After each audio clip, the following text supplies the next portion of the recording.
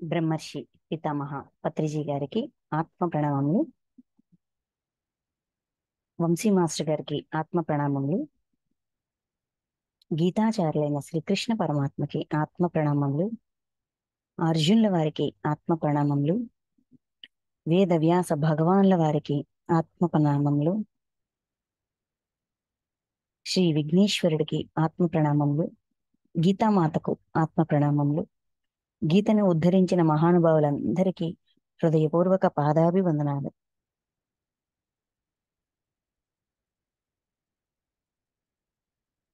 Okay friends, మనం ఈరోజు కొత్త అధ్యాయం 10వ అధ్యాయం విభూతి యోగం.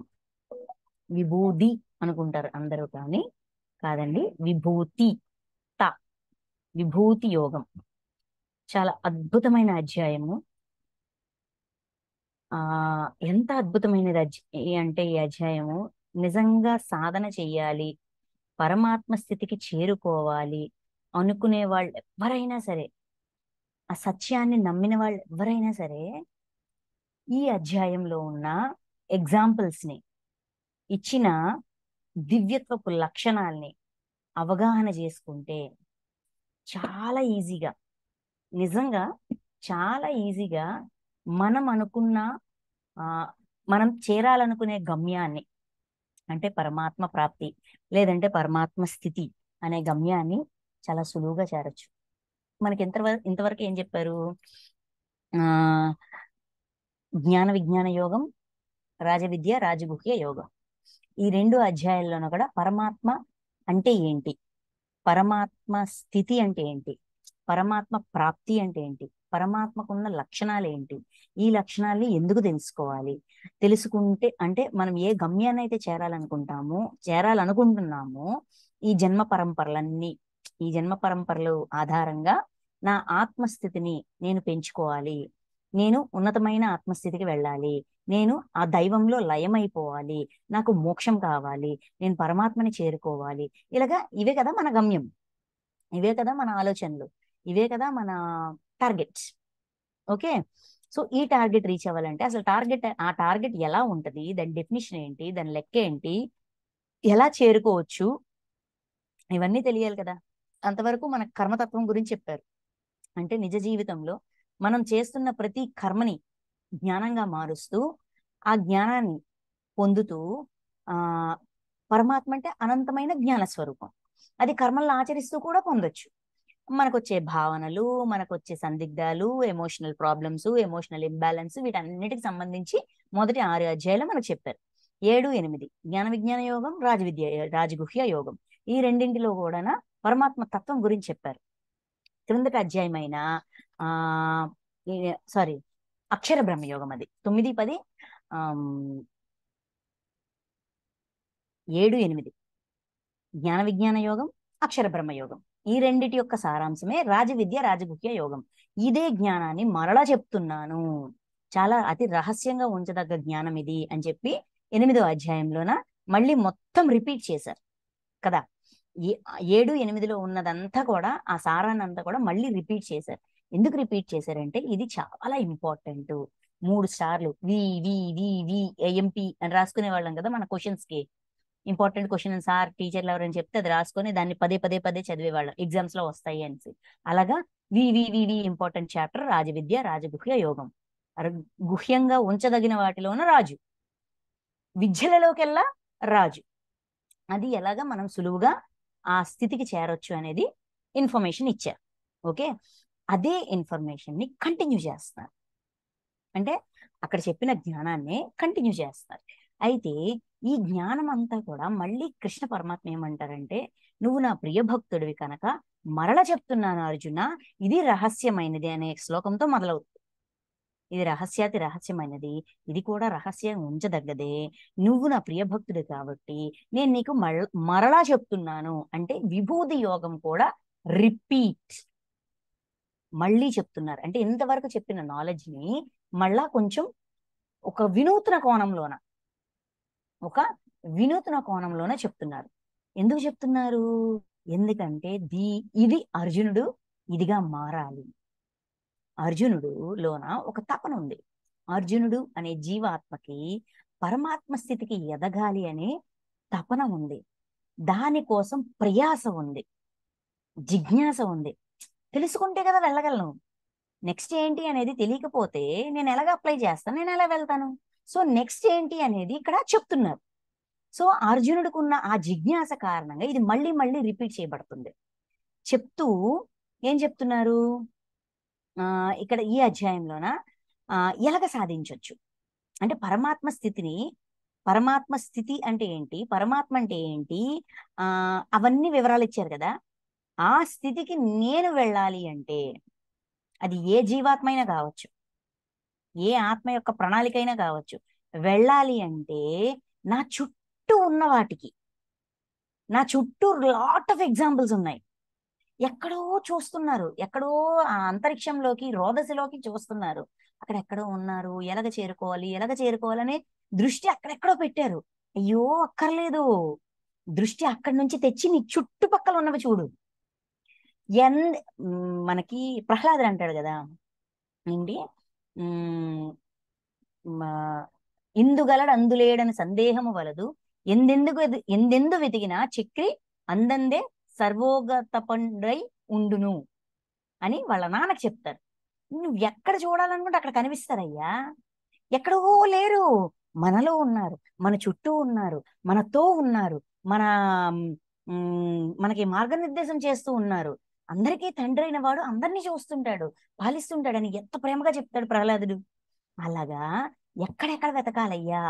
నేను నేను ఆ పరమాత్మ స్థితికి ఎదగాలి అంటే నేను ఈ జ్ఞానాన్ని నేను ఆ జ్ఞాన స్వరూపంగా, పరమాత్మ అంటే అనంతమైన జ్ఞాన స్వరూపం, నేను ఆ అనంతమైన జ్ఞాన స్వరూపంగా మారాలి అంటే నాకు కొన్ని టిప్స్ కావాలి.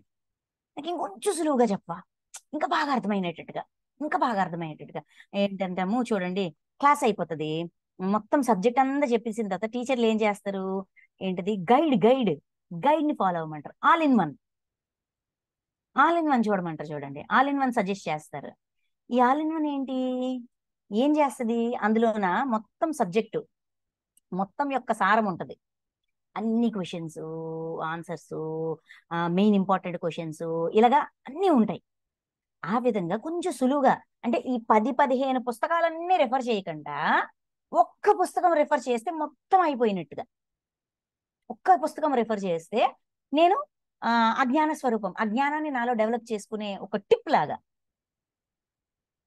ఏంటంటారు, ఈజీ రిమైండర్, అలాగే ఏమైనా ఉంటదా, నాకు కొంచెం వివరంగా చెప్పరు అన్నట్టుగా అర్జునుడు మళ్ళీ ప్రశ్నించడం అప్పుడు వివరాల్లోకి వెళ్తారు అనమాట. ఓకే, సో మనం ఈరోజు విభూతి యోగం 10వ అధ్యాయం విభూతి యోగం మొదలు పెట్టుకుందాం.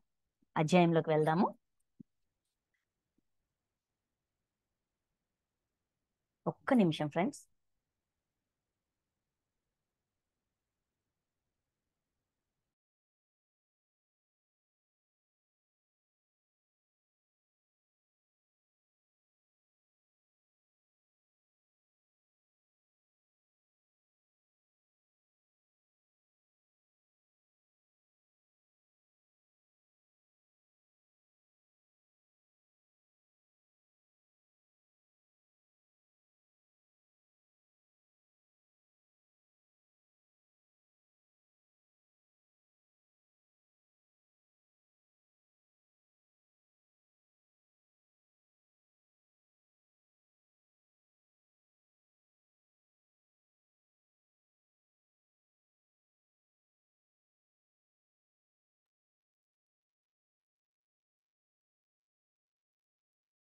ఈ అధ్యాయం యొక్క శ్లోకాల్లోకి మొదటి శ్లోకం, శ్రీ భగవాను వాచ.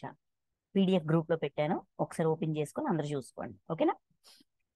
శ్రీ భగవాను వాచ, శ్రీ భగవానుడు పలికెను,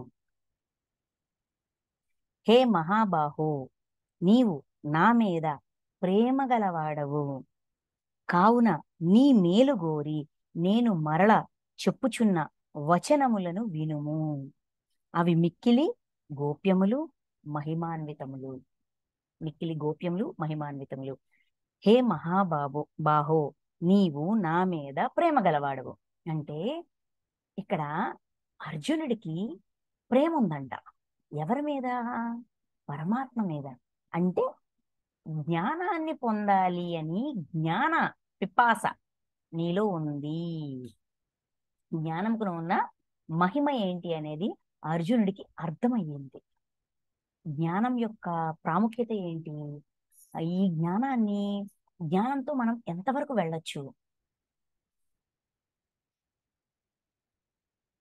జ్ఞానంతో మనం ఎంతవరకు వెళ్ళొచ్చు? మనం ఈ జనన మరణ చక్రాన్ని దాటించేది కర్మ ఎంతో, జ్ఞానం కూడా అంతే. అంటే కర్మని జ్ఞానంగా మార్చాలనేది నీకు అర్థమైంది. ఆ జ్ఞానము ఎన్ని కోణాల్లో, ఎన్ని రకాలుగా ఉంటది.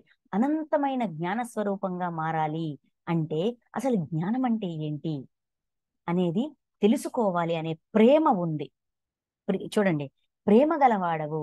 ప్రేమ అంటే ఏంటండి? అన్కండిషనల్. ఎటువంటి కండిషన్స్ లేనిది, ఎటువంటి ఎక్స్పెక్టేషన్స్ లేనిది, దేనికి అన్నిటికీ అతీతంగా ఉండేదే ప్రేమ. అంతటి ప్రేమ పరమాత్మ మీద ఉంది అని చెప్తున్నారు. చెప్తూ, కావున నీ మేలు గోరి నేను మరల చెప్పుచున్న వచనములను వినుము.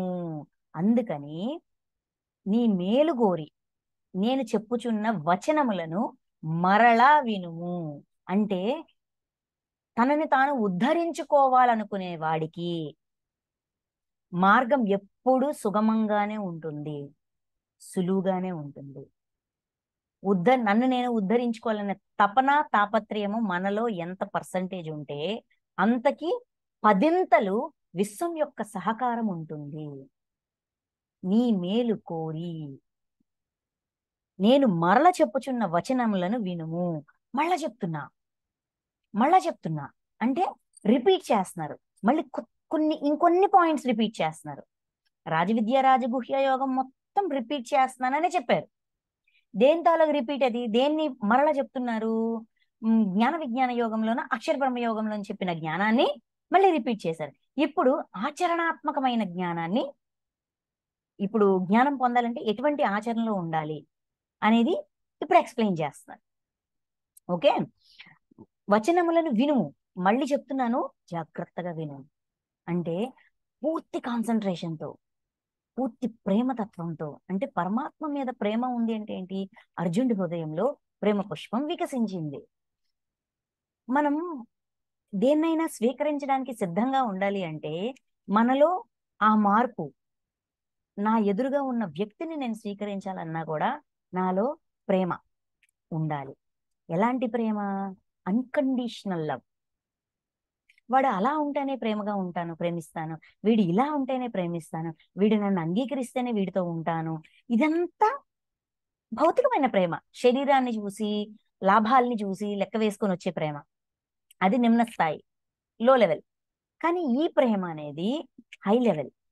ఎలా ఉన్నా కూడా అన్కండిషనల్ గా, నాకు పని లేదబ్బా, నువ్వు నాకు నచ్చేసావు, నువ్వు ఎలాగైనా ఉండు, నాకు ఓకే, నువ్వు ఏమైనా చేసుకో, నాకు సంబంధం లే, నా ప్రేమ నాది.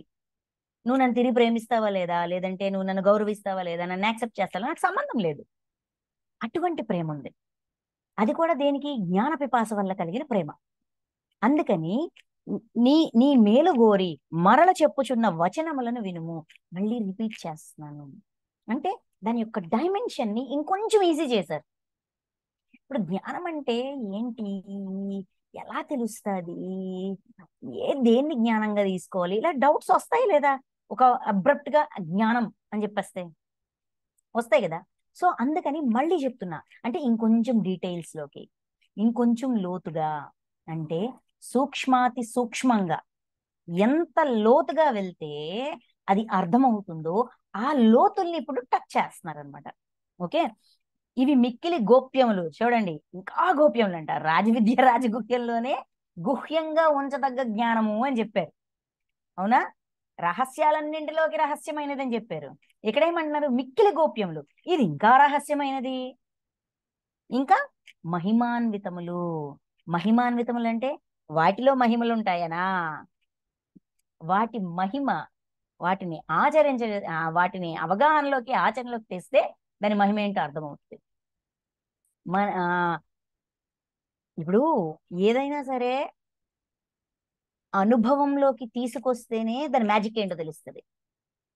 సో ఆ జ్ఞానం యొక్క మ్యాజిక్ తెలుసుకోవాలంటే అది ఎలా అనుభవించాలి, అసలు దాన్ని ఏ కోణం నుంచి చూడాలి తెలిస్తే కదా ఆ మహిమని అనుభవించగలం. ఇప్పుడు షిరిడి సాయి ఉన్నారు, ఆయన ఏం చేసేవారు, మహిమలు చేస్తారంట అనేవారు. అది ఎవరైనా ఒక్కలైనా చూస్తే కదా నమ్ముతారు. జస్ట్ ఎవరో చెప్పారు అంటే అంటున్నారు, ఎవరు చూడొచ్చారు కదా. ఆయన నూనె తెమ్మంటారు, ఏంటిది ఆయన దగ్గర ఉన్న డబ్బులతో డబ్బా తీసుకెళ్లి నూనె అడుగుతారు. అయితే వాళ్ళు ఏం చేస్తారు, ఆ అందులోన అడుగున ఏదో కొంచెం నూనె ఉంటది, ఆ నూనె అడుగు నూనె ఇవ్వడమో, నూనె లేదు అని చెప్పి పంపించేస్తారు. పంపించేస్తే ఆ డబ్బాలోనే కొంచెం నీళ్లు వేసుకొని అది నోట్లో వేసుకొని పుక్కళించేసి మళ్ళీ అందులోకి ఊసేసి ఆ ఆ నీళ్ళని తిరిగి ఆ డబ్బాలోకి వేసేసి ఆ నీళ్లతో దీపాలు వెలిగిస్తారు, నీటితో దీపాలు వెలిగించి చూపిస్తారు. అంటే ఇప్పుడు నువ్వు హెల్ప్ చేయకపోతే నేను చేయలేను అనుకుంటున్నారా? ఆయన్ని ఒక పకీరుగా, పిచ్చోడుగా, అంతవరకు ఆ ఊరు ఆ ఊరిలో ఉన్న ప్రజలు ఆయన్ని అర్థం చేసుకోవాల. కొంతమంది, ఊరు మొత్తంలో కొంతమంది ఏదో ఉంది ఈయనలో, ఒక స్పెషాలిటీ, ఒక కాంతి ఉంది, ఒక ప్రకాశం ఉంది, ఏదో ఉంది అని కనెక్ట్ అయ్యారు, ఆ చైతన్యానికి కనెక్ట్ అయ్యారు. కానీ చాలా మంది పెద్దగా నమ్మల. వాళ్ళందరి యొక్క నమ్మక వ్యవస్థని స్థిరం చేయడానికి ఆయన చేసిన మ్యాజిక్ అది, మహిమని చూపించారు. ఆ మహిమతో వాళ్ళు కనెక్ట్ అయ్యారు. సరే, ఇప్పుడు మహిమ చూపించి కనెక్ట్ చేసుకోవాల్సిన అవసరం ఏంటి? ఆయన జన్మ ప్రణాళిక ఒకటి ఉంది కదా. ఆయన ఎందుకు వచ్చారు? హిందువులకి ముస్లింకి మధ్యన తగాదాలు అవుతున్నాయి, మనసులో గోడలు కట్టుకున్నారు, వీడు వేరు నేను వేరు, వీడు వేరు నేను వేరు. దీనివల్ల మనిషికి దూరం అయిపోతున్నాడు. ఆ దూరం అవడం వల్ల ద్వేషము, కోపము, క్రోధము, కొట్టుకోవడం, చంపుకోవడం, ఈ దారుణాలన్నీ జరుగుతున్నాయి. మతం పేరుతో యుద్ధాలేంటి? అల్లా మాలిక్, అన్ని మతాలు ఒక్కటే అనేది ఆయన చెప్పే ఆ జ్ఞానాన్ని తీసుకురావడానికి ఆయన ప్రయత్నం. అలా చేయాలంటే కనీసం అతన్ని ఎవరైనా చూడాలి కదా, నమ్మాలి కదా. అందుకు మహిమ. సో ఇప్పుడు నన్ను నేను తెలుసుకోవాలన్నా, నాలో ఒక మార్పు తెచ్చుకోవాలన్నా, నా మీద నాకు విశ్వాసం ఉండాలన్నా, ఆ నాలో నేను సద్గుణాల్ని నింపుకోవాలా. ఈ సద్గుణాలని నింపుకోవాలంటే అసలు సద్గుణం అంటే ఏంటి, దుర్గుణం అంటే ఏంటి, జ్ఞానం అంటే ఏంటి నాకు తెలియాలి కదా. తెలిస్తే కదా దాన్ని నేను ఆచరణలో పెడతాను. ఆచరణలో పెడితే కదా ఒక ఒక లక్షణం యొక్క మహిమ ఏంటో నాకు తెలుస్తుంది. సో ఆ మహిమనిచ్చే ఆ లక్షణాలు ఏంటి అనేది ఇప్పుడు చెప్పబోతున్నారు. అందుకే గోప్యములు మహిమాన్వితములు. ఓకే, నెక్స్ట్ చూడండి. నా సారీ నా ఉత్పత్తిని, రెండో శ్లోకం. నా ఉత్పత్తిని అనగా నా లీలావతార విశేషములను దేవతలు గాని మహర్షులు గాని తెలుసుకొనజాలరు. ఏలననా నేను అన్ని విధములుగా ఆ దేవతలకును ఈ మహర్షులకును మూల కారణమైన వాడను. ఇప్పుడు పరమాత్మ యొక్క తత్వము అంటే చూడండి, ఉత్పత్తిని అంటే ఆయన నుంచి ఉద్భవించిన, పరమాత్మ నుంచి ఉద్భవించిన అంటే రిలీజ్ అయిన ఆత్మలు వీళ్ళందరూ, ఈ దేవతలు, ఋషులు, మునులు. మనం మొన్న ఏంటది ఋషితత్వం సనాతన ధర్మం, ఋషులు, దివ్య మహర్షులు ప్రాజెక్ట్ చేసుకున్నాం. అప్పుడు మనం ఎంతమంది ఋషుల గురించి తెలుసుకున్నాము. వీళ్ళందరూ కూడా బ్రహ్మ మానస్థలం నుంచి వచ్చారని, ఆ ఆ వాళ్ళు వచ్చిన వాళ్ళ తాలూగా పరంపర వీళ్ళని, వీళ్ళ తాలూకు పరంపర వాళ్ళని, ఇతని తాలూకు తాత అతను, అతని తాలూకు ముత్తాత అతను, అతను మళ్ళీ ఎక్కడి నుంచి వచ్చాడు, ఆ ఋషి నుంచి వచ్చారు, ఆ ఋషులు ఎక్కడి నుంచి వచ్చారు, బ్రహ్మ నుంచి వచ్చారు. ఇలాగా సృష్టి అనేది పరమాత్మ నుంచి ఉద్భవించింది అనడానికి పురాణ గాథలది కదా. అంటే ఏంటి? అదే కదా ఇక్కడ చెప్తున్నారు. నా ఉత్పత్తిని అనగా నా లీలావతార విశేషములను దేవతలు గాని మహర్షులు గాని తెలుసుకున్న జాలరు. ఈ దేవతలు, ఈ మహర్షులు అందరూ పరమాత్మ నుంచి ఉద్భవించిన వాళ్లే. అయితే మరి పరమాత్మ నుంచి ఉద్భవించిన వాళ్ళు తెలుసుకోలేకపోవడం ఏంటి? ఏం తెలుసుకోలేకపోతున్నారు? లీలావతార విశేషములు. లీలా అవతార విశేషములు అంటే పరమాత్మ యొక్క లీలలని, ఆ లీలలని, ఆ మ్యాజిక్ ని ఎంజాయ్ చేస్తున్నారు. దానిలోని ఆంతర్యాన్ని, ఆ లీల వెనక ఉన్న జ్ఞాన కోణాన్ని అందరూ తెలుసుకోలేరు. తాపత్రయం ఉంటది, తపన ఉంటది. ఇప్పుడు చూడండి, మనము కృష్ణుడు ఎంత గొప్పవాడు, కృష్ణుడు అన్ని లీలలు చేశాడు, కృష్ణుడు ఇన్ని లీలలు చేశాడని ఆ లీలని పదే పదే పదే పదే మనకి మనమే గుర్తు చేసుకొని ఆ అనుభూతి చెంది ఎంతో ఆనందాన్ని పొందుతుంటాం. అదే విధంగా దేవతలు మహర్షులు కూడా పరమాత్మ యొక్క విస్తృత చైతన్యాన్ని, ఆ జ్ఞానాన్ని, ఆ లీలలని, ఆ సృష్టి రహస్యాలని, వీటన్నింటినీ తెలుసుకుంటూ, నేర్చుకుంటూ, తెలుసుకుంటూ చాలా ఆనందిస్తుంటారు అనమాట. చాలా హ్యాపీ ఫీల్ అవుతుంటారు. లీలావతార విశేషములను దేవతలు గాని మహర్షులు గాని తెలుసుకోలేరు. అంటే ఈ లీలల వెనకున్న, ఈ అవతారాల వెనకున్న ఆ జ్ఞానాన్ని అందరూ పట్టుకోలేరయ్యా. ఏలననా, ఎందుకంటే నేను అన్ని విధములుగా ఆ దేవతలకును ఈ మహర్షులకును మూల కారణమైన వాడను. అంటే పరమాత్మ అన్నింటికి మూల కారణం. ఎందుకు తెలుసుకోలేకపోతున్నారు అనేది నెక్స్ట్ శ్లోకంలో ఉంటుంది. ఓకే, సో తెలుసుకోలేకపోతారు ఎందుకంటే చూడండి, మనకి వంశీ సార్ ఓ మాట చెప్తారు, చిన్న కథ. మహాదేవుడి దగ్గరికి అందరు వెళ్ళారంట, ఋషులు మునులు అందరు వెళ్ళారంట. మహాదేవుడు సాధనలో ఉన్నారు. అయితే సాధనలో ఉంటే ఆయన కళ్ళు తెరిచిన తర్వాత వీళ్ళకు ఒక డౌట్ వచ్చింది. మహాదేవ, మిమ్మల్ని చేరడానికి, మీ స్థితికి చేరడానికి మేమందరం సాధన చేస్తున్నాం, తపస్సు చేస్తున్నాం, యజ్ఞాలు చేస్తున్నాం, యాగాలు చేస్తున్నాం, సాధన చేస్తాం. మీరు ఎప్పుడు చూసినా సాధనలో ఉంటారు, ఎప్పుడు ధ్యానంలో ఉంటారు, మీరెవరి కోసం చేస్తున్నారు అని అడుగుతారు. నా పైన ఇంకొకరు ఉన్నారు, నా పైన ఉన్న నా ఉన్నత చైతన్యం, నెక్స్ట్ లెవెల్ మాస్టర్ స్థితికి ఎదగడానికి నా సాధన. మరి ఆయన ఎవరు అంటే, మీరు నా స్థితికి వచ్చాక మీకు అర్థమవుతుంది, మీరు నా స్థితికి వచ్చాక మీకు అవేర్నెస్ వస్తుంది, మీకు అర్థమవుతుంది అని చెప్తారు. అలాగా ఎప్పుడు కూడా నేను సీనియర్ అయ్యాను అంటే, ఇప్పుడు ఒక మాస్టర్ ఉన్నారంటే ఆ మాస్టర్ మీద ఇంకొక మాస్టర్ ఉంటారు, ఆ మాస్టర్ కంట ఉన్నత చైతన్యంలో ఇంకొక మాస్టర్ ఉంటారు. సో ఎప్పుడు కూడా లెర్నింగ్ అనేది నెక్స్ట్ లెవెల్ కి వెళ్ళేంత వరకు అదే టార్గెట్. ఆ లెవెల్ కి రీచ్ అయిన తర్వాత నెక్స్ట్ ఏంటి అనేది ఉంటుంది. సో ఈ ఈ ఈ ఈ జ్ఞానాన్ని తెలుసుకునే ఈ లెవెల్స్ ఎప్పుడు కూడా స్థితులు, అందుకే స్థితులు అంటారు. ఈ స్థితులు అనేవి ఎప్పుడూ ఉంటాయి. ఆ ఆ ఔన్నత్యాన్ని, పరమాత్మ యొక్క ఔన్నత్యాన్ని, ఆ జ్ఞానాన్ని, ఆ లీలల్ని, వాటిలోనే ఆనందాన్ని పొందుతూ ఉంటారు. ఈ ఆనందాన్ని పొందగా పొందగా పొందగా వా, ఎలా చేయగలిగారు, ఇది ఎలా సాధ్యము అనుకున్నప్పుడు దాని లోతుల్లోకి వెళ్తాం. ఎప్పుడు కూడా జిజ్ఞాసే, జ్ఞానికి ఉండాల్సింది జిజ్ఞాస, ఒక సాధకుడికి ఉండాల్సింది జిజ్ఞాస. అందుకే సార్ అంటారు, భౌతిక జీవితంలో తృప్తి ఉండాలి, ఆధ్యాత్మిక ప్రయాణంలో తృప్తి ఉండకూడదు. అంటే తృప్తి క్షణికం అవ్వాలి, ఆ క్షణంలో సాటిస్ఫై అవ్వాలి, నెక్స్ట్ క్షణంకి నెక్స్ట్ వాట్, నెక్స్ట్ ఏంటి అనే అతృష్ణ ఉండాలి. అప్పుడే ఈ భౌతిక జీవితాన్ని ఉన్నతంగా జీవించగలం, ఈ ఆధ్యాత్మిక ప్రయాణాన్ని అద్భుతంగా చేయగలం. సో అది ఇక్కడ చెప్తున్నారు. నెక్స్ట్ చూడండి, నన్ను యథార్థంగా జన్మ రహితునిగను, అనాది అయిన వాణిగను, సకల లోక మహేశ్వరునిగను తెలుసుకునేవాడు మానవులలో జ్ఞాని.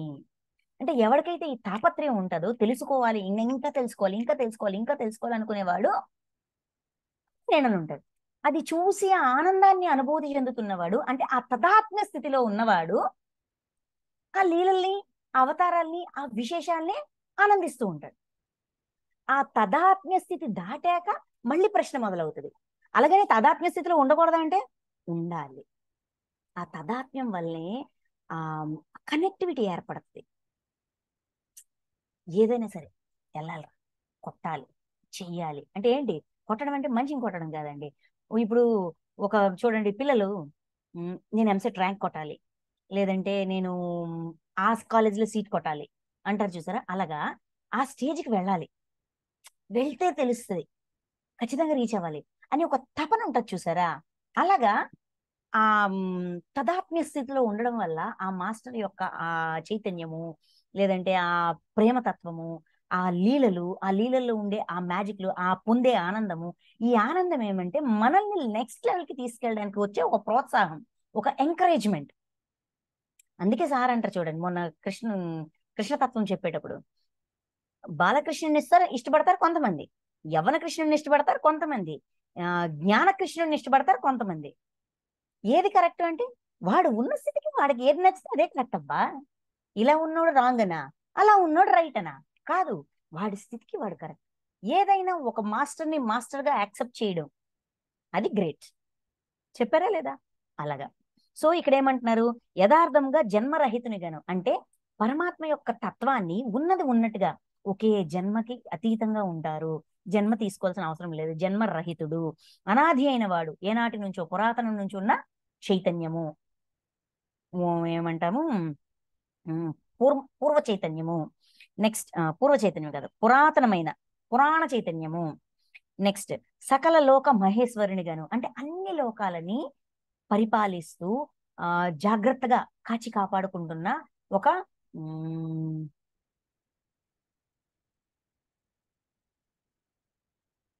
సృష్టికర్త, స్థితికర్త. ఇలాగా తెలుసుకునేవాడు మానవులలో జ్ఞాని. జ్ఞాని కావాలనుకున్నవాడు అంటే ఎవరైతే ఈ తాపత్రయం, ఈ రియాలిటీ, పరమాత్మకి సంబంధించిన సత్యాన్ని వెతుకుతూ వెతుకుతూ వెతుకుతూ వెతుకుతూ ఒక్కొక్కటి తెలుసుకుంటూ ఉంటాడో వాడు మానవులలో జ్ఞాని. అంటే అందరూ ఆ స్థితికి రారు, అలాగని ఎవరు రాకుండా ఉంటారా? ఒక్కొక్క స్టేజ్ అబ్బా ఇవన్నీ. ఇలా వచ్చినోడు జ్ఞాని. అట్టివాడు సర్వ పాపం నుండి విముక్తుడగును. ఎవరైతే సత్యాన్ని తెలుసుకుంటారో, తెలిసి గాని తెలియక గాని మెయిన్ ఎవరికి పెయిన్ ఇవ్వరు. ఓకే, పెయిన్ ఇవ్వని కారణంగా పెయిన్ ఎవరు? గత కర్మల్ని క్లియర్ చేస్తూ ఉంటారు, కర్మ ఫలితాల్ని అనుభవిస్తూ దాన్ని జ్ఞానంగా మారుస్తూ.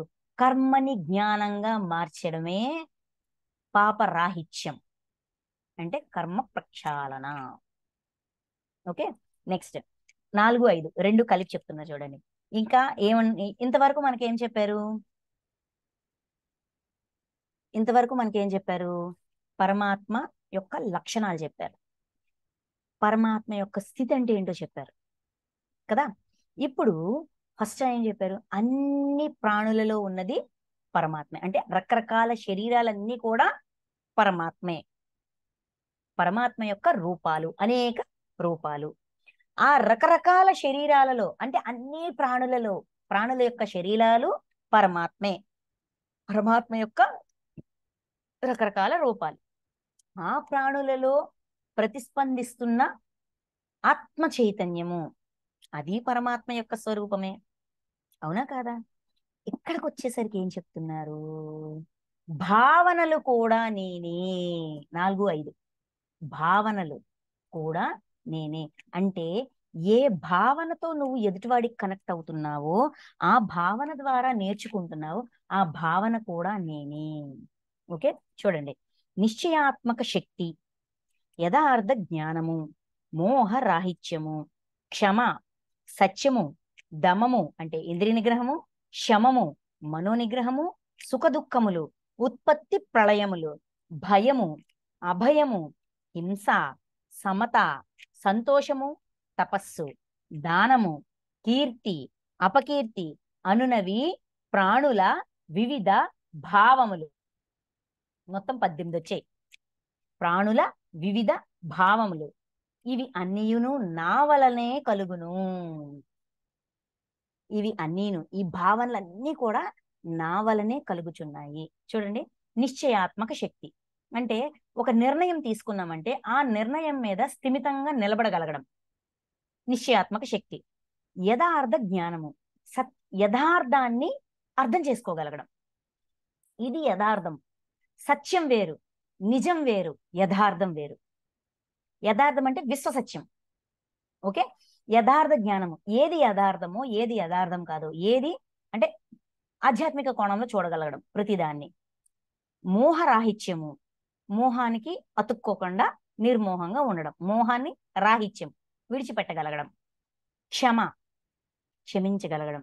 సత్యము, సత్యం అంటే మనకు సార్ చెప్పారు, నిజమా, అవసరమా, ఉపయోగమా అనే 3 ఫిల్టర్స్ దాటి బయటికి వచ్చేదే సత్యము, నిజము కాదు. అది నిజమై ఉండాల, అది అవసరమై ఉండాల, అది ఉపయోగకరమై ఉండాల. అటువంటి మాట మన నోటి నుంచి బయటికి రావాలి, లేకపోతే రాకూడదు.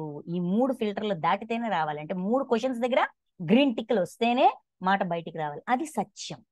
అంటే ఆ సత్యము ఎవరిని బాధ పెట్టదు. నిజము కొంతమందిని బాధ పెడతది. నిజానికి సత్యానికి ఉన్న తేడా. ఓకే. దమము అంటే ఇంద్రియ నిగ్రహం, ఇంద్రియాల్ని మన కంట్రోల్లో ఉంచుకోగలడం. నోరు మాట్లాడు అంటే మాట్లాడాలి, వద్దు అంటే ఆగిపోవాలి. చెవులు విను అంటే వినగలగాల, వద్దు అంటే ఆగిపోవాలి. కళ్ళు తెరిచి ఉన్నా కూడా చూడు అంటే చూడాలి, వద్దు అంటే చూడకూడదు. అది ఇంద్రియ నిగ్రహము. సమము మనో నిగ్రహము, మానసికమైన ఎమోషనల్ బ్యాలెన్స్, మనస్సుని నిగ్రహించుకోగలగడం. సుఖ దుఃఖములు, సుఖము దుఃఖము. ఉత్పత్తి ప్రళయములు, ఉత్పత్తి పుట్టుట, ప్రళయము గిట్టుట. భయము తెలిసిందే. అభయము ఏం పర్లేదబ్బా, ఏం జరిగినా కూడా నా మాస్టర్ నాకు ఉన్నారు, నా దైవం నాకుంది. నాకు ఏదైనా కష్టం వచ్చిందంటే నేను ఇచ్చిందే నాకు వస్తుంది, నేను ఇచ్చాను కాబట్టి నాకు వచ్చింది అంతే తప్ప ఇక వేరే లెక్క లేదు. నేను ఎవరినో బాధ పెట్టాను అందుకే నాకు బాధ వచ్చింది, నా వల్ల బాధింపబడిన వాళ్ళని నేను క్షమ కోరుతున్నాను, ఈ బాధని నేను జ్ఞానంగా మార్చుకోవాలి. ఇది కాదు అభయం. ఏ సమస్యకైనా రెడీగా ఉండము. అభయం.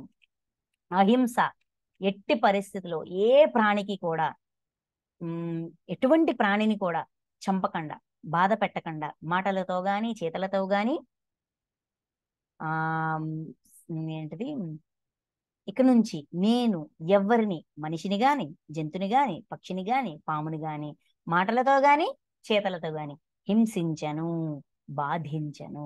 ఇది అహింస. ఎవరిని మాటలతో గాని చేతలతో గాని హింసించను, బాధించను. ఇది అహింస. సమత, అందరితో ఫ్రెండ్లీగా ఉండడం, నన్ను బాధ పెట్టిన వాడితో కూడా నేను స్నేహంగా ఉండగలగడం. సంతోషం పొందేది. తపస్సు, ఏదో ఒక పని చేయడానికి తపించిపోవడం. తపన, ఏది చేయడానికైతే అది ధర్మబద్ధమైనది, ధర్మబద్ధమైనది మాత్రమే. దానము, దానం తెలుసు. కీర్తి, పేరు ప్రతిష్టలు. అపకీర్తి, అమర్యాద. అంటే ఏమంటాము, క్యారెక్టర్ అసాసినేషన్ అని, ఇంకోటి ఇంకోటి ఇంకోటి.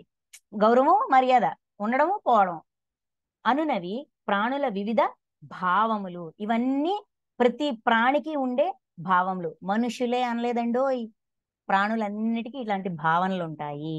ఇవి అన్నీయు నా వలననే కలుగును, ఇవన్నీయు నా వలననే కలుగును. అంటే ఈ భావనలన్నిటినీ దేనికి ఉపయోగిస్తున్నాము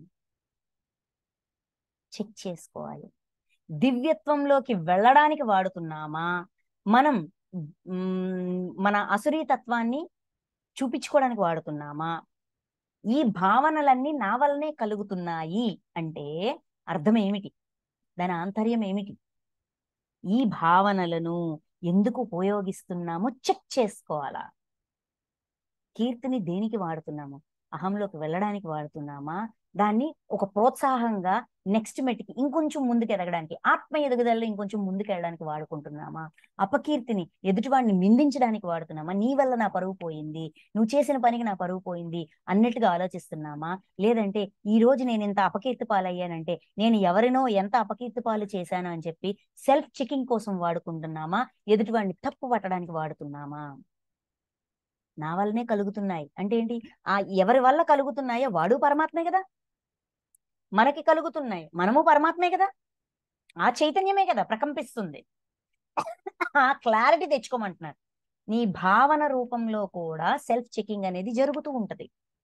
ఈ ఈ ఫీలింగ్స్ ఎందుకు వస్తాయి అంటే, ఈ భావనలు మనల్ని మనం ఎటువైపు నడిపిస్తున్నాం, ఈ భావన ఆధారంగా మన నడక, మన నిర్ణయం దివ్యత్వం వైపు వెళ్తుందా, పరనింద వైపు వెళ్తుందా,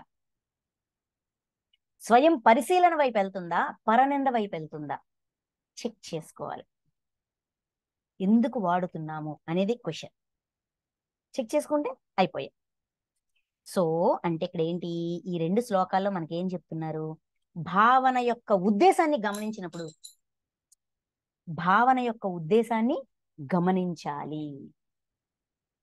అప్పుడు మనకు అర్థమవుతుంది అందులో దాని ద్వారా కూడా మన భావన నుంచి కూడా మనం నేర్చుకోవచ్చు అని. ఓకేనా? నెక్స్ట్ చూద్దాం. 6వ శ్లోకం. సప్త మహర్షులను, వారికంటేనూ పూర్వులైన సనకాది మునులు నరుగురును, సప్త ఋషులు, సనకాది మహామునులు, సనక సనందన సనత్ కుమార సనత్ సుజాత, సనక సనందాదులు నలుగురును, స్వయంభువాది చతుర్దశ మనువులు 14 మంది మనువులు మొదలగు వీరందరూ నా భక్తులే. అంటే పరమాత్మ యందు విశ్వాసం ఉన్నవాళ్లే. వీళ్ళందరికీ కూడా, అంటే ఈ సప్త ఋషులకి, సనక సనందాదులకి, ఈ చతుర్దశ మనువులకి, స్వయంభువాది అంటే స్వయంభువు మొదలు వచ్చిన 14 మంది మనువులు, మను పరంపర, వైవస్వత మనువు ఉన్నారు కదా, ఆయనతో పాటు ఉన్నవాళ్ళు. ఓకే, సో వీళ్ళందరూ కూడా స్వయంభువాది, స్వయంభూ మనువు నుంచి వచ్చిన వీళ్ళందరూ కూడా, ఈ 14 మంది చతుర్దశ మనువులు కూడా వీరందరూ నా భక్తులే. అందరూ నా ఎడ సద్భావము గలవారే. అంటే ఏంటండి? సద్భావన, పరమాత్మ పట్ల ఒక ఉన్నతమైన భావన, మంచి భావన గలవారు. అంటే వీరు నా సంకల్పము వలనే జన్మించిరి. ఈ జగత్తునందలి సమస్త ప్రాణులు వీరి ప్రజలే. అంటే సృష్టి యొక్క ఆవిర్భావం. ఇంతవరకు ఈ లిస్ట్ తీసుకురాలా. నా నుంచి వచ్చారు, నా నుంచి వచ్చారు, నా నుంచి వచ్చారు అని చెప్పారు. ఇప్పుడు ఏం చెప్పారు? ఫస్ట్ వచ్చిన వాళ్ళు ఎవరంట? సప్త ఋషులు, సనక సనందాదులు, చతుర్దశ మనువులు. వీళ్ళ నుంచి మిగతా ప్రాణికోటి అంతా ఉద్భవించింది. వీళ్ళకి నా మీద సద్భావన ఉంది. అంటే పరమాత్మ గురించి అందరి హృదయంలో కూడా ఒక మంచి ఫీలింగ్ ఉంది. ఒక మంచి ఫీలింగ్ ఉంది. ఈ ప్రాణులన్నీ కూడా, ఈ జగత్తునందలి సమస్త ప్రాణులు వీరి ప్రజలే. అంటే వీళ్ళ నుంచి ఉద్భవించిన వాళ్ళే.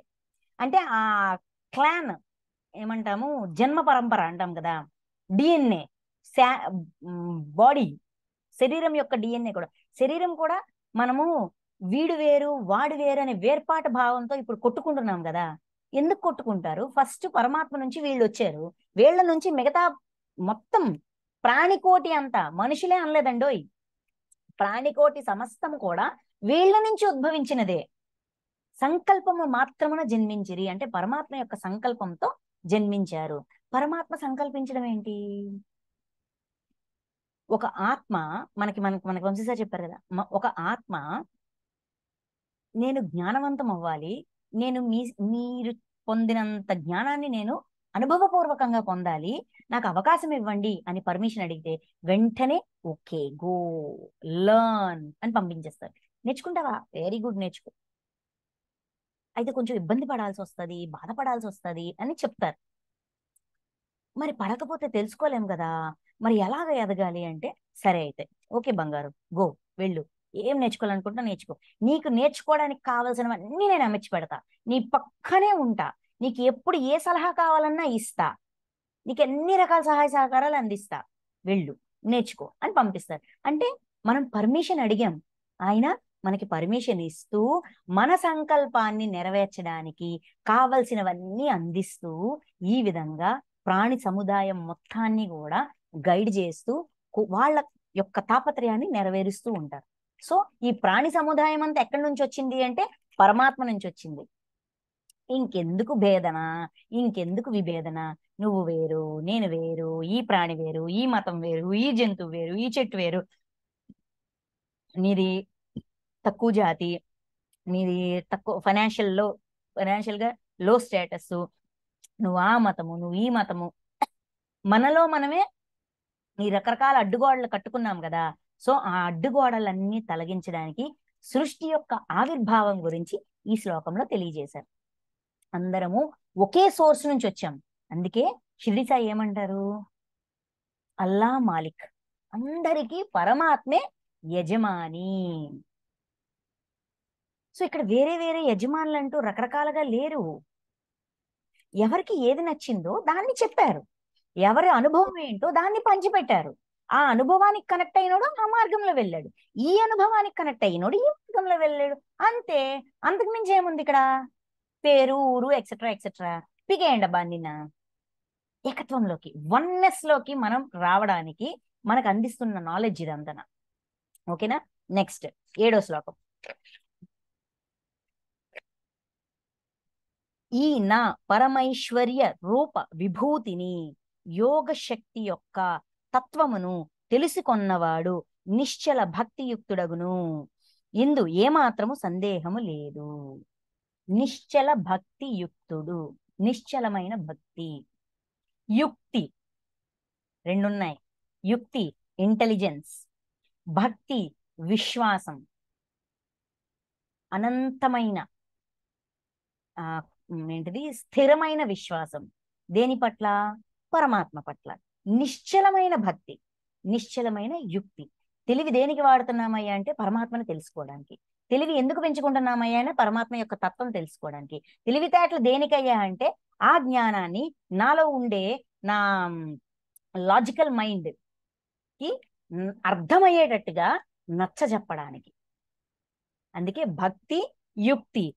యుక్తుడగును అంటే వాడు బ్యాలెన్స్డ్ గా ఉంటాడు, ఎప్పుడు బ్యాలెన్స్డ్ గా ఉంటాడు. ఎందుకంటే వాడికి ఆ తెలివి ఉంది, ఆ విశ్వాసము ఉంది. పరమైశ్వర్య రూప విభూతిని దేనికి సంబంధించిందంట?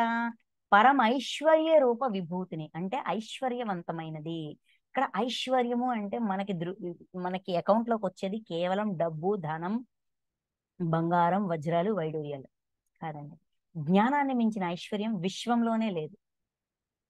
బంగారం, డైమండ్స్, గోల్డ్, క్యాష్ ఇవేవి తీసుకెళ్ళాం. ఉన్నన్నాళ్ళు వాడుకున్నామా, వదిలేసి వెళ్ళిపోయామా, అది ఎవడు తీసుకున్నాడు, ఎవరు దానికి రాజిప్పుడు, ఎవరు దాని కర్త, ఎవరు దాన్ని వాడుతున్నారు, ఏం సంబంధం లే. పోనీ సంబంధం పెట్టుకుందామన్నా కూడా ముట్టుకోలేము, అంటుకోలేము. అటువంటప్పుడు అది ఐశ్వర్యం ఎలాగవుతుందండి? పరమైశ్వర్య రూప విభూతిని. విభూతి అంటే కాంతి, ప్రకాశం, ఐశ్వర్యాన్ని ఇచ్చే కాంతి. ఏంటది? జ్ఞానం. జ్ఞానం అవగాహన అయ్యే కొద్దీ మన ఆత్మ యొక్క చైతన్యం ఇలా ఇలా ఇలా ఇలా ఇలా విస్తరిస్తుంది. లాగా విస్తరిస్తుంది. అంటే ఒక బలూన్ లో గాలి పంప్ చేసే కొద్దీ దాని సైజు ముందేమో శ్రివిల్డ్గా ఇలాగ ఉంటది, ఇలాగ తొక్కలా వాలిపోద్ది. కొంచెం గాలి కొట్టేసరికి కొంచెం నిలబడుతుంది, ఇంకొంచెం గాలి కొడితే ఇంకొంచెం గాలి కొడితే ఇంకొంచెం. ఎంతవరకు ఆ రబ్బర్ ఎక్స్పాండ్ అవ్వగలదో అంతవరకు గాలి కొట్టే కొద్దీ ఎక్స్పాండ్ అవుతుంటది. అదే విధంగా ఆత్మ చైతన్యం కూడా జ్ఞానం వల్ల విస్తరిస్తుంది. అదే విభూతి. పరమైశ్వర్య రూప విభూతిని అంటే జ్ఞానంకి అసలు స్వరూపం చైతన్యం. చైతన్యము, మన చైతన్యము ఎప్పుడైతే జ్ఞానవంతం అవుతుందో అదే ఐశ్వర్యం. ఇంకా యోగ శక్తి యొక్క తత్వమును, యోగత్వము, యోగ శక్తి యొక్క తత్వము అంటే మనకి ధ్యాన శక్తి తెలుసు, శక్తి తెలుసు, చిచ్చక్తి తెలుసు. యోగ శక్తి దివ్యత్వం వల్ల వచ్చేది, యోగత్వం వల్ల వచ్చేది. యోగత్వం అంటే అనుసంధానం. దేనికి అనుసంధానం? జీవుడికి జీవాత్మకి, జీవాత్మకి ఆత్మకి, ఆత్మకి పరమాత్మకి మొత్తం కనెక్టివిటీ. ఎవడు ఎరగొట్టాలన్నా ఇరగలేని, కట్ అవ్వలేని కనెక్టివిటీ. అది యోగత్వం. యోగ శక్తి ఎప్పుడు నిరంతర అనుసంధానం, పరమాత్మతో అనుసంధానం. ఆ శక్తి ఎలా ఉంటుందో అది అనుభవిస్తేనే తెలిసింది. విశ్వమయ ప్రాణశక్తి అంటే పరమాత్మ యొక్క ఆ ఆ ఏమంటాము, విశ్వశక్తి. విశ్వశక్తి యొక్క అనుభవం అందరికీ ఉంది, ఎందుకంటే ధ్యానంలో మనం తెచ్చుకుంటున్నాం కదా. మరి యోగ శక్తి జ్ఞానంతో మాత్రమే వస్తుంది. Zero stage.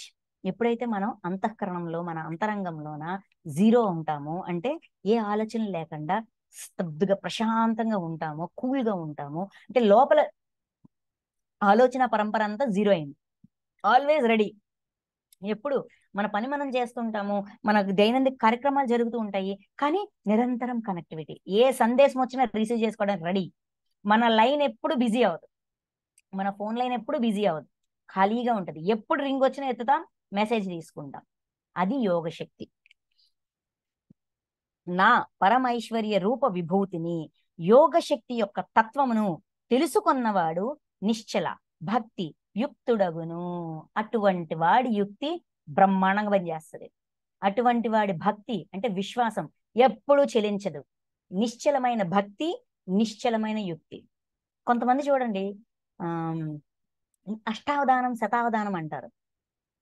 దాని అర్థం ఏంటి? అష్టావధానం అంటే ఒక 8 మంది కూర్చుంటారు, 8 మంది క్వశ్చన్స్ వేస్తూ ఉంటారు. 1 2 3 4 5 6 7 8. ఓకే, ఈ ఫస్ట్ పర్సన్ క్వశ్చన్ వేశాక ఆన్సర్ ఇవ్వకూడదు. ఫస్ట్ పర్సన్ నుంచి ప్రతి క్వశ్చన్ ని వినాలి. 8th పర్సన్ తాలూకు క్వశ్చన్ పూర్తి అయిన తర్వాత సమాధానాల్ని వరుసగా ఇవ్వాలి. First question answer, second question answer, third question answer, fourth question answer, తడబడకుండా సెకండ్స్ లో ఇవ్వాలి. దీన్ని అష్టావధానం అంటారు. శతావధానం అంటే 100 మంది కూర్చుంటారు, 100 క్వశ్చన్లు వేస్తారు. ఏ క్వశ్చన్ కి తగ్గ ఆ సమాధానం ఆ లైన్ మీద చెప్పాలన్నమాట. ఎంత ఇంటలెక్ట్ లేకపోతే, ఎంత తెలివి లేకపోతే, ఎంత యుక్తి లేకపోతే చేయగలం? అలాగా పరమాత్మకి సంబంధించిన ఆ తత్వాన్ని అవగాహన చేసుకున్నవాడు, ఆ విభూతి అనే ఐశ్వర్యం తానుగా మారినవాడు నిశ్చలమైన భక్తి అంటే నిశ్చలమైన విశ్వాసంతో, నిశ్చలమైన యుక్తితో ఉంటాడు. ఇందు ఏ మాత్రమూ సందేహం లేదు. డౌట్ పడకయ్యా, ఉంటది. నెక్స్ట్ 8. ఈ సమస్త జగత్తు యొక్క ఉత్పత్తికి వాసుదేవుడనైన నేనే మూల కారణము. నా వలననే ఈ జగత్తంతయు నడుచుచున్నది. ఈ విషయమును బాగుగా ఎరింగిన జ్ఞానులైన భక్తులు భక్తి శ్రద్ధలతో నిరంతరము నన్నే సేవింతురు. ఈ సమస్త జగత్తు యొక్క ఉత్పత్తికి అంటే పుట్టుక, తయారవడానికి వాసుదేవుడనైన నేనే మూల కారణము. ఆయన నుంచి ఈ ఉత్పత్తి అంతా జరిగింది. అంటే ప్రతి ప్రాణికి ఆయనతో డైరెక్ట్ కనెక్షన్ ఉంది, మధ్యవర్తిత్వం అక్కర్లా, డైరెక్ట్ కనెక్షన్ ఉంది. నా వలననే ఈ జగత్తంతయు నడుచుచున్నది. ఈ జగత్తంతా కూడా పరమాత్మ యొక్క ఈ విశ్వశక్తితో, ఆ యోగ శక్తితో నడుస్తుంది. ఓకే, ఈ విషయమును బాగుగా ఎరింగిన జ్ఞానులైన భక్తులు. ఈ విషయాన్ని మనందరం వింటామండి, వింటూనే ఉంటాం. నిజంగా నమ్ముతున్నామా? నిజంగా మన హృదయంలో స్థాపన చేసుకున్నామా? స్థాపన చేసుకుంటే ఏ సమస్య వచ్చినా కూడా బిందాస్గా ఉంటాం. ఎందుకంటే సహాయం అందుతుంది, కోరిన తక్షణమే సహాయం అందించబడుతుంది. ఎందుకంటే ప్రయత్నశీలులకు సహాయము అందించబడుతుంది. ఆల్రెడీ మనకు చెప్పారు కదా, కృష్ణ చెప్పారు కదా, ఈ గీతలోనే చెప్పారు కదా, ముందు అధ్యాయంలోన. సో ఆ ధైర్యం, ఆ విశ్వాసం, పరమాత్మ ఈ జగత్తంతా నిండి ఉన్నారనేది ఎంత సత్యమో, ఆ సత్యాన్ని నాలో స్థాపన చేసుకుంటే నాకు ఆ విశ్వాసం ఉంటది. ఆ విశ్వాసం ఉన్నప్పుడు దేనికైనా నేను వెరవను. ఓకే, ఈరోజు ఈ సిచ్యువేషన్, ఇంత బాధ నేను పడుతున్నాను, లేదంటే ఈ రోజు నేను ఇంత ఆనందాన్ని పొందుతున్నాను అంటే ఎక్కడో ఏదో ఎవరికో ఇంత ఆనందాన్ని ఇచ్చుంటా, ఎవరి హృదయానికో సంతోషాన్ని ఇచ్చుంటా, లేదంటే ఎవరి హృదయానికో నేను గాయాన్ని ఇచ్చుంటా. పరమాత్మ దయచేసి నాకు చూపించండి, నాకు తెలియజేయండి, నా వల్ల ఎవరు బాధపడ్డారు, వాళ్ళని నేను మీ సాక్షిగా నేను క్షమాపణ కోరుతున్నాను. తప్పు చేశా, ఖచ్చితంగా చేశా, లేకపోతే నాకు ఈ పెయిన్ రాదు, ఈ బాధ రాదు, నేను ఒప్పుకుంటున్నా. ఎవరు నా వల్ల బాధపడ్డారో దయచేసి తెలియజేయండి, నేను వాళ్ళని క్షమ కోరుకుంటాను, మనస వాచ కర్మణ త్రికరణ శుద్ధిగా క్షమ వేడుకుంటాను అని మరుక్షణమే మనం అడుగుతాం. ఆ విశ్వాసం మనలో ఉంటే, ఈ విషయం బాగుగా ఎరింగిన జ్ఞానులైన భక్తులు అంటే ఈ విషయాన్ని నిజంగా నమ్మేవాడు, ఈ విషయం పట్ల విశ్వాసం ఉన్నవాడు, ఈ సత్యం పట్ల, ఈ ఇందాక ఒక వర్డ్ వాడారు కదా, ఈ యథార్థం పట్ల విశ్వాసం ఉన్నవాడు భక్తి శ్రద్ధలతో నిరంతరము నన్నే సేవింతురు. అంటే ఏ డౌట్ వచ్చినా డైరెక్ట్ కనెక్టివిటీ. ఇది ఇక్కడ ఒక విషయం ఒకటి తెలుసుకుంటున్నాము, లేదంటే ఒక ప్రశ్న వచ్చింది, నాకు సమాధానం తెలియలేదు, పరమాత్మ నాకు ఒక క్వశ్చన్ వచ్చింది, ప్లీజ్ ఆన్సర్ ఇవ్వండి. లేదంటే కృష్ణ పరమాత్మ, లేదంటే శ్రీరామ, లేదంటే మహాదేవ, నాకు సమాధానం కావాలి. డైరెక్ట్ వాళ్ళనే అడుగుతాం. ఇది నాకు ఎందుకు అర్థమైందంటే, ఎందుకు ఈ విధంగా అర్థమైందంటే, మధ్యవర్తిత్వం లేదు, మధ్యవర్తినిగా ఎవరిని పెట్టుకోక్కర్లే, ఎందుకంటే ఆయనే అందుబాటులో ఉన్నారు కదా, డైరెక్ట్ అందుబాటులో. వంశీ సారు ఒకసారి ఈ భగవద్గీతకి సంబంధించి, సార్ అక్కడ ఉన్న పదాలకి మీరు చెప్పిన దానికి అసలు ఏం పొంతనే లేదు, అంత లోతైన విషయం మీకు అంత సింపుల్ గా ఎలాగ అర్థమైంది, ఎన్నిసార్లు చదివినా కూడా నాకు ఇప్పటికీ ఆశ్చర్యంగానే ఉంటది, అది ఎలాగ సాధ్యం సార్ అని అడిగితే సార్ ఏమన్నారంటే, అదే శ్లోకాన్ని నేను పదే పదే పదే పదే చదువుతా. చదివేటప్పుడు దానిలోని ఆంతర్యాన్ని గ్రహించగలుగుతాం. ఇంకా నాకు ఏదైనా డౌట్ వచ్చింది, ఇప్పుడు వ్యాస మహాభారతం లేకపోతే ఇంకోటి ఇంకోటి ఇవన్నీ రిఫర్ చేస్తారంట. ఇంకా డౌట్ క్లియర్ అవ్వాల అంటే సాటిస్ఫాక్షన్ రాలే, అప్పుడు ఏం చేస్తారు, డైరెక్ట్ గా ఆ మాస్టర్ తోనే కనెక్ట్ అవుతారు. ఎవరికి సంబంధించి ఆ విషయం ఉందో వాళ్ళకి కనెక్ట్ అవుతారు. ధ్యానంలో కూర్చొని ఆ మాస్టర్ కనెక్ట్ అయ్యి, ఇది నాకు ఇక్కడ అర్థం కాలేదు, దీని ఆంతర్యం ఏంటి అని అడుగుతారంట. అలాగా కొన్ని విషయాలు చాలా తెలుసుకున్నాను. ఎవరికైనా సార్ అంటారు, మీకు రాముడి మీద డౌట్ వస్తే మీరు రామాయణం చెక్ చేస్తారు. నేను రామాయణము చెక్ చేస్తాను, అక్కడ కూడా నా డౌట్ క్లియర్ అయిపోతే డైరెక్ట్ రాముడినే కనెక్ట్ చేస్తాను. అంటే ఏంటి ఇక్కడ అదే కదా, సమస్త జగత్తునకు ఉత్పత్తికి వాసుదేవుడనైనా నేనే మూల కారణం. అంటే ఈ జగత్తంతా ఉత్పత్తి నేనే చేస్తున్నాను, నా వలనే జగత్తంతా నడుచుచున్నది. ఈ విషయంలో బాగుగా ఎరింగిన జ్ఞానులైన భక్తులు భక్తి శ్రద్ధలతో నిరంతరము నన్నే సేవింతురు. ఈ సత్యాన్ని కరెక్ట్ గా పట్టుకున్నవాడు డైరెక్ట్ గా నన్నే కాంటాక్ట్ చేస్తాడు. ఎందుకంటే నేను ఎక్కడో లేను, నీ పక్కనే, నీలోనే, నీ చుట్టూనే ఉన్నాను. ఇది నమ్మినవాడు కనెక్ట్ అయిపోతాడు. ఈ అనుసంధానం దైవంతో పరమాత్మతో అనుసంధానం అది ఇంత సులభము, అతి సులభము అనేది ఇక్కడ మనకి అందించారు. నన్నే సేవింతురు అంటే వితౌట్ ఎనీ మీడియేటర్, మధ్యవర్తిత్వం లేకుండా డైరెక్ట్ గా పరమాత్మనే అడుగుతాం. ఎప్పుడు ఆ కనెక్టివిటీ ఉన్నప్పుడు. ఆ విషయాన్ని కదా మనకి 7వ శ్లోకంలో చెప్పారు. పరమైశ్వర్య విభూతిని యోగ శక్తి యొక్క తత్వమును తెలుసుకున్నవాడు నిశ్చల భక్తియుక్తుడు. పరిస్థితి ఏమైనా గాని ఆయన నన్ను విడిచిపెట్టడు, నాకు దగ్గరలోనే ఉన్నారు. నేనే కొంచెం నా మైండ్ సెట్ చేసుకుంటే, నేను జీరోలో ఉంటే నాకు సందేశం వచ్చేస్తుంది, నా రిప్లై నాకు వినిపిస్తుంది. పోనీ నేను జీరోలో లేను, ఆ క్షణం నేను ఏదో బాధ వల్ల లేకపోతే దుఃఖం వల్ల లేకపోతే ఇది ఎలా చేయడు ఏది చేయడు అని ఒక అసమంజసంలో ఉంటాం. పెద్ద పెద్ద సమస్య వచ్చినప్పుడు ప్రాణం పోయే సమయం, అటువంటి సిచ్యువేషన్ వచ్చినప్పుడు మనం జీరోలో ఉండలేము. అలాంటప్పుడు ఏం చేస్తారు, వదిలేస్తారా? ఎవరి ద్వారానో సందేశం పంపిస్తారు. ఒక ఆడియో మెసేజ్ లోనో, ఒక వీడియో మెసేజ్ లోనో, లేదంటే ఒక స్నేహితుడి రూపంలోనో త్వరగా వచ్చి సందేశం అందిస్తారు. రాజు తలుచుకుంటే దెబ్బలకు కరువా అనేది సామెత. కానీ మనం నిజంగా పరమాత్మకు కనెక్ట్ అయితే సందేశం అందించడానికి మార్గాలే కరువా. ఆయనకి ఎన్ని రకాల మార్గాల్లోనో సందేశం ఇస్తారు. సమాధానం మన వరకు వచ్చి తీరుతుంది, అందులో డౌట్ లేదు. ఆ ప్రూఫ్ ఇక్కడ ఇస్తున్నారు. నన్నే సేవింతురు ఎందుకు అంటే, నువ్వు ఉన్నావు నాకు ఆ విశ్వాసం. ఆ విశ్వాసం రాన్ రాన్ రాన్ రాన్ స్ట్రాంగ్ అవుతుంది. స్ట్రాంగ్ అయ్యే కొద్దీ కనెక్టివిటీ పెరుగుతుంది. ఓకేనా. నెక్స్ట్ 9, నా భక్తులు నా యందే తమ మనస్సులను లగ్నము చే. ఇది ఎలాగ సాధ్యము? ఎంతటి అటూటి విశ్వాస్ ఎలాగ సాధ్యము?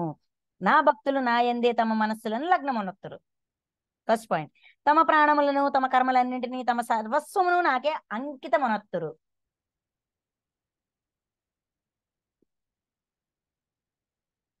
వారు పరస్పర చర్చల ద్వారా నా మహత్వమును గూర్చి ఒకరికొకరు తెలుపుకొనుచు, కథలు కథలుగా చెప్పుకొనుచు నిరంతరము సంతుష్టులగుచుందురు, మరియు వారు సంతతము నాయందే రమించుచుందురు. ఇంత దీర్ఘమైన డీప్ కనెక్టివిటీ, విడదయ్యలేనంత బంధము పరమాత్మకి జీవుడికి ఎలాగ ఏర్పడతదయ్యా అంటే, ఇలాగ ఏర్పడతది. ఎలా అంట, నాయందే తమ మనస్సులను లగ్నమొనతరు. దైవం అంటే ఇష్టము, నిరంతరం దైవం గురించి ఆలోచించడం. దేవుడు ఉన్నాడు కదా, చూసుకుంటాడు, దేవుడు హెల్ప్ చేస్తాడు. ఇది ఇది ఇది మనస్సులో పరమాత్మని లేదంటే దైవాన్ని, నమ్మిన దైవాన్ని తలుచుకోవడం ఫస్ట్ స్టేజ్. తమ ప్రాణములను తమ కర్మలన్నింటినీ తమ సర్వస్వం నాకే అంకితం అనొస్తారు. అంటే ఏది చేసినా కూడా దైవం అనే భావనతో చేస్తాం. ఆ దివ్యత్వంతో ప్రతి ప్రాణిలో ఉన్న దివ్యత్వానికి కనెక్ట్ అవుతాం. వారు పరస్పర చర్చల ద్వారా నా మహత్వమును గూర్చి ఒకరికొకరు తెలుపుకొనుచు. అంటే ఈ ఈ దైవం అనే ఈ మ్యాజిక్ ని నేను అది చేశాను, నాకు ఇలాగ హెల్ప్ దొరికింది, మాస్టర్స్ ఇలాగ హెల్ప్ చేశారు, మహాదేవుడు నాకు ఇలాగ డ్రీమ్ లో కనిపించారు, ఇలాగా మనకు జరిగే ఆ దైవం వల్ల, ఆ విశ్వాసం వల్ల మనకు వచ్చే అనుభవాలన్నిటినీ కూడా షేర్ చేసుకుంటామా లేదా? అందరితో షేర్ చేసుకుంటాం కదా. పరస్పరము డిస్కస్ చేసుకుంటారు, తెలుపుకొనుచు, కథలు కథలుగా చెప్పుకొనుచు. కథలుగా ఇప్పుడు డ్రీమ్స్ వస్తాయి, ఎక్స్పీరియన్సెస్ వస్తాయి, చెప్పుకోమా అండి? షేర్ చేసుకోమా అండి? అనుభవాల్ని పంచుకుంటాం కదా, కథలు కథలుగా చెప్పుకుంటాం కదా. నిరంతరము సంతుష్టులగుచుండురు. ఈ ఈ ఈ ఆనందంతో తృప్తి పడుచు, ఇంతకు మించి ఏం కావాలి? మహాదేవుడే వచ్చారు, ఆంజనేయ స్వామి మా ఇంటికి వచ్చారు, నాకు ఇలాగ నేర్పించారు, ఈ విషయాన్ని తెలియపరిచారు, ఇంతకు మించి ఏం కావాలబ్బా ఈ జన్మకి, ఫుల్ హ్యాపీ అనుకుంటామా లేదా? తదాత్మ్య స్థితి. ఆ తదాత్మ్యంలోన తృప్తి, సంతుష్టులగుచుందురు. మరియు వారు సంతతము నాయందే రమించుచుందురు. అంటే ఈ లీలావతార విషయాలని చెప్పుకుంటూ చెప్పుకుంటూ ఆ తదాత్మ్య స్థితిలో ఉంటూ ఉంటూ నిరంతరం ఈ అనుభూతిని కొనసాగిస్తూ ఆ ఆనందాన్ని పొందుతూ ఉంటారు. రమించడం అంటే ఏదో అనుకుంటాం, కాదండి, ఆ తదాత్మ్య స్థితియే రమించడం. ఇప్పుడు రాధాకృష్ణ, గోపికలో కృష్ణుడు ఏదో ఏదో అనుకుంటాం, కానీ ఆ తదాత్మ్య స్థితిలోన వాళ్ళు కూడా ఆనందించగలరు అనేది తెలియజేసిందే కృష్ణుడు. ఆ ఫ్లూట్ మ్యూజిక్ తో, ఆ మధ్యరాత్రిలోన, ఆ చంద్రుడి యొక్క వెలుగుల్లోన, ఆ మంచి స్వచ్ఛమైన వాతావరణంలోన వాళ్ళతో వాళ్ళు, అంటే వాళ్ళ నేను ఆత్మ పదార్థాన్ని అనే సత్యాన్ని తెలుసుకొని వాళ్ళతో వాళ్ళు ఆ పరమాత్మతో ఆ రమించడం అన్నమాట. ఆ తదాత్మ్య స్థితిలో ఉండగలగడం, దాని యొక్క అనుభూతిని, దాని యొక్క అనుభవాన్ని అనుభూతిగా మార్చుకొని పదిలపరుచుకోవడం, ఆత్మలో నిక్షిప్తం చేయడం, అవసరమైన ప్రతిసారి దాన్ని మళ్ళీ రీకాల్ చేసుకొని, ఇప్పుడు కష్టంలో ఉన్నాము, బాధలో ఉన్నాము, ఆ డ్రీమ్ ని, మనకు వచ్చిన ఆ డ్రీమ్ ని, ఆ మాస్టర్స్ తో వచ్చిన ఎక్స్పీరియన్స్ ని పదే పదే రీకాల్ చేసుకొని మనకి మనమే గుర్తు చేసుకొని మళ్ళీ ఆ ఆనందాన్ని, ఆ తృప్తిని పొందుతుంటాం. అంటే ఆల్రెడీ గడిచిన దాన్ని మళ్ళీ రీప్లే చేసుకుని ఆ తృప్తిని మళ్ళీ పొందగలం, ఆ సంతుష్టిని మళ్ళీ పొందగలం, అంటే మన మూడ్ ని మార్చుకోగలం. అదండి రమించడం అంటే. అట్లు నిరంతరము ధ్యానాదుల ద్వారా నాయందే లగ్న మనస్కులై భక్తి శ్రద్ధలతో నన్నే భజించు వారికి నేను బుద్ధి యోగమును అనగా తత్వ జ్ఞాన రూప యోగమును ప్రసాదించదను. ఈ తదాత్మ్య స్థితి తర్వాత వచ్చేదే జ్ఞాన స్థితి. బుద్ధి వికసిస్తుంది, ఏం చెప్పినా వింటాం, అర్థమవుతుంది. ఇక్కడ వింటాం ఎందుకంటే దాని యొక్క ఆ మ్యాజిక్ అర్థమవుతుంది. నిజమే కదా, ప్రేమ వల్ల ఇంత అనుభూతి ఉన్నప్పుడు నేను ఎందుకు చూస్తున్నాను, నేను ఎందుకు కోపాన్ని ఇష్టపడుతున్నాను, ఇలాగ మనకు మనం ప్రశ్నించుకోమా? మనకి మనం ఆ ఆ తదాత్మ్యాన్ని మళ్ళీ మళ్ళీ పొందాలి అనుకోమా? అందుకోసం మన ప్రయత్నం మనం చేయమా? అది. సో అట్లు నిరంతరము ధ్యానాదుల ద్వారా నాయందే లగ్న మనస్కులై, అంటే మనస్సులో మొత్తం కూడా ఈ తదాత్మ్య స్థితిలో ఉంటూ సాధన చేస్తూ ఆ ఆ స్థితిని కోల్పోకూడదయ్యా నేను. ఈ ఈ మెమరీస్ ని నేను మళ్ళీ, ఈ మెమరీస్ నాకు ఎంతో ఆనందాన్ని, సంతుష్టిని ఇస్తున్నాయి. సో దీన్ని మళ్ళీ మళ్ళీ గుర్తు చేసుకుంటూ ముందు నన్ను నేను ప్రశాంతంగా ఉంచుకోవాలి, నన్ను నేను ఆనందంలో ఉంచుకోవాలి. ఎప్పుడైతే నేను ఆనందంగా ఉంటానో నేను ఎవరికి తెలిసి కానీ తెలియక కానీ బాధను ఇవ్వను. నా ఆనందం నాకు ఎంత ముఖ్యమో వాడి ఆనందం వాడికి అంతే ముఖ్యం కదా. దాన్ని నేను చెడగొట్టే ప్రయత్నం చేస్తానా? చెయ్యను కదా. అది చెప్తున్నారు. అందుకని భక్తి శ్రద్ధలతో నన్నే భజించు వారికి అప్పుడు ఆ విశ్వాసం ఇంకా లోతవుతుంది, ఇంకా లోతవుతుంది, ఇంకా దృఢమవుతుంది. బుద్ధి యోగమును అనగా తత్వజ్ఞాన రూపయోగమును, సత్యాన్ని తెలియజేస్తారు. జ్ఞానం యొక్క తత్వాన్ని, జ్ఞానాన్ని పొందే కొద్దీ నిత్యము నిరంతరము తదాత్మ్యమే అనే ఆ అవగాహన కల్పిస్తారు. బుద్ధి వికసన అనేది జరుగుతుంది, బుద్ధిని వాడాలి అనేది అర్థమవుతుంది. దాని ద్వారా వారు నన్నే పొందెదరు. బుద్ధి వికసన ద్వారానే పరమాత్మ యొక్క జ్ఞాన స్థితికి, అనంతమైన జ్ఞాన స్వరూపం కదా, మనల్ని మనం కూడా ఆ స్థితికి తెచ్చుకుంటాము. ఇలా సాధ్యమయ్యా అంటే మనకి ఇక్కడ 8వ శ్లోకంలో చెప్పింది నన్నే సేవింతురు అనే దానికి ఎలాగ పాసిబుల్ ప్రాసెస్ 9 and 10 అన్నమాట. Okay, next 11. ఓ అర్జున, వారి అంతఃకరణముల యందు స్థితుడనయ్యున్న నేను వారిని అనుగ్రహించుటకై తేజోమయమైన తత్వజ్ఞాన రూప దీపమును జ్యోతిని వెలిగించి వారి అజ్ఞానాంధకారమును పారద్రోలెదను. ఎప్పుడైతే బుద్ధి వికసన అనేది జరుగుతుందో, జ్ఞానం యొక్క తత్వం బోధపడుతుందో, అప్పుడు ఆ జ్ఞానాన్ని తమలో తాము డెవలప్ చేసుకోవడానికి ప్రయత్నిస్తారు. అందుకు నేను పూర్తి సహాయ సహకారాలు అందిస్తాను. ఈ విధంగా తత్వజ్ఞాన రూప దీపమును అంటే విభూతి, జ్ఞాన జ్యోతి, ఈ జీవాత్మలోన జ్ఞాన జ్యోతి అనేది వెలగడం ప్రారంభమవుతుంది. అది వెలిగే కొద్దీ చుట్టూ ఉన్న వాళ్ళందరికీ వెలుగునిస్తుంది. తన ఆత్మ చైతన్యము ఇంకా ఇంకా ఇంకా ఇంకా ప్రకాశవంతమవుతుంది. వారి అజ్ఞాన అంధకారమును పారద్రోలుతను. ఒకసారి వెలుగు వచ్చిందంటే చీకటి తనంతట తానగే దూరంగా వెళ్ళిపోతుంది. ఒక క్యాండిల్ వెలిగించండి, ఆటోమేటిక్ గా చీకటి ఇలా దూరం వెళ్ళిపోతుందా లేదా? మొత్తం గదంతా వెలుతురైపోతుందా లేదా? ఆటోమేటిక్ గా అది జరిగిపోతది. అది చెప్తున్నారు. ఇది విభూతి యోగంలోని మొదటి 11 శ్లోకాలు. ఇవన్నీ విన్నాక మన అర్జునుడికి భలే ఇష్టం వచ్చింది. ఇది భలేగుందబ్బా, ఇది చాలా బాగుంది, ఇదేదో చాలా సులువుగా ఉంది. జ్ఞానం తెచ్చుకుంటే, ఈ జ్ఞానం యొక్క తత్వాన్ని తెలుసుకుంటే మనం అలాగ అవ్వచ్చు కదా, మన ఆత్మజ్యోతి కూడా వెలిగించుకోవచ్చు కదా, మనం ఇంకా ప్రకాశవంతం అవ్వచ్చు కదా, మనం పరమాత్మతో అనుసంధానం, నిరంతర కనెక్టివిటీ మెయింటైన్ చేయొచ్చు కదా, నిరంతరం ఇలాగ స్టెప్ బై స్టెప్ మనకి మనం జ్ఞానవంతులం చేసుకుంటే పరమాత్మతో ఇంకా దగ్గరగా ఉంటాం కదా, వెంటనే ఆయన ఇచ్చిన సమాధానం తెలుస్తుంది కదా. ఇదంతా సూపర్గా ఉందబ్బా, ఇది చాలా బాగుంది. అయితే ఇంకొంచెం డీటెయిల్స్ కావాలి. కృష్ణ, ఇంకొంచెం డీటెయిల్స్ చెప్పరా ప్లీజ్ ప్లీజ్ ప్లీజ్. సులువుగా కనెక్ట్ అయ్యేటట్టుగా ఇంకా ఇంకా తెలుసుకోవాలని ఉంది. ఈ ఐశ్వర్యవంతమైన ఈ విభూతుల గురించి, నీ విభూతుల గురించి తెలుసుకోవాలని ఉంది, ఇంకొంచెం తెలియజేయండి అని చెప్పి అర్జునుడు మళ్ళీ రిక్వెస్ట్ చేశారు. యాక్చువల్గా ఇక్కడతో అయిపోయింది, ఆపియాల. అర్జునుడు మళ్ళీ రిక్వెస్ట్ చేశారు. 12, 13 అర్జునుడి యొక్క రిక్వెస్ట్ అన్నమాట. ఆయనకి ఏం అర్థమైంది, ఆయనకి ఏం తెలిసింది, ఆయన ఏం అడిగారు, ఇవన్నీ మనం నెక్స్ట్ క్లాస్ లో చూద్దాం. Okay friends, thank you so much. Thank you masters.